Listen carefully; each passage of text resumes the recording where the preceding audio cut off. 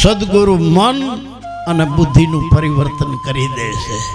સદગુરુ કરવાથી આ કાયા વીખની વેલડી, સદગુરુ અમૃતની ખાણ, આ શીશ દિયે જો સદગુરુ મિલે તો બી સસ્તા જાય. શીશ શું કરવા દેવું પડે ગુરુને? આટલા માથામાં હું હિન્દુ છું, હું મુસલમાન છું, હું પારસી છું, હું ક્રિશ્ચન, નાગર, બ્રાહ્મણ, વાણિયો, લુવાણો, કોળી, કણબી, ખઈ, હુતાર, ગાંચી, મોચી, આટલા માથામાં ઈ ઘરી ગયું છે. હું પરમાર, હું ચાવડો, હું રાઠોડ, હું મકવાણો, હું વાઘેલો, હું સોલંકી, આ માથામાં બધો કચરો ઘરી ગયો છે. વાર, કવાર, સુકન, અપસુકન, મુહૂર્ત, સોગડિયા, ગ્રહ, પનોતી ના, આ બધું આમાં ઘરી ગયું છે. ભગવાનને રહેવાની જગ્યા નથી આમાં. અડહડ તીર્થ ફરી આવે ને તો આમાં જઈ ઘરી ગયું છે, નીકળે એમ નથી. એટલા માટે એક જ ઉપાય છે. હું ધડ માથે શીશ જેને ન હોય પાનબાઈ, એવો ખેલ છે ખાંડાની ધાર. બીજો કોઈ રસ્તો નથી.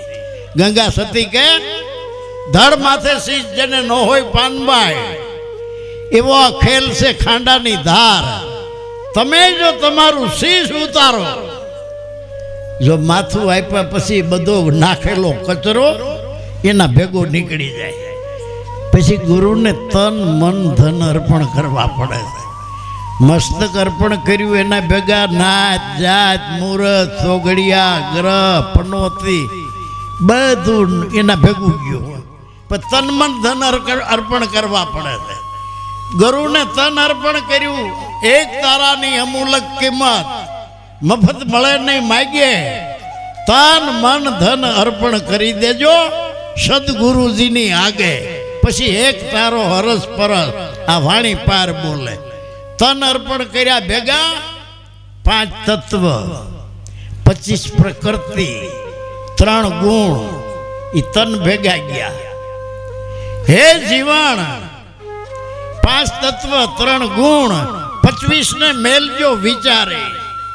તન અર્પણ કર્યું એના ભેગા 5 તત્વ 3 ગુણ 25 પ્રકૃતિ, ઈંગલા પિંગલા સુખમણા બંકનાળ કુંડલીની 52 બજારું 84 સૌટા. હું સ્ત્રી છું, હું પુરુષ છું, હું જુવાન છું, બુઢો છું, બધું તન ભેગું ગયું. રૂપ રંગ લોહી માંસ હાડકા. પછી મન અર્પણ કર્યું.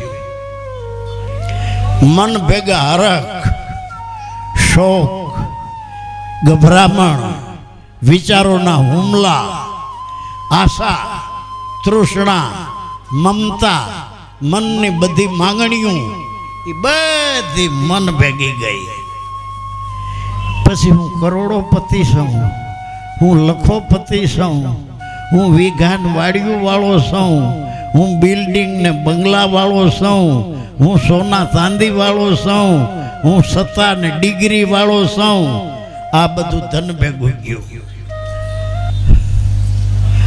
ગુરુ વચન ના થાવ અધિકારી, મેલી દેજો અંતરનું માન. સદગુરુ ચરણે શીશ નમાવી અને પછી કરી દો તન મન ધન કુરબાન. આ ભક્તિનો મહિમા. એના ભેગા જગતના તમામ આવરણ, તન મન મસ્તક ભેગા. પછી પોતાનું શરીર મનમાં ન માને.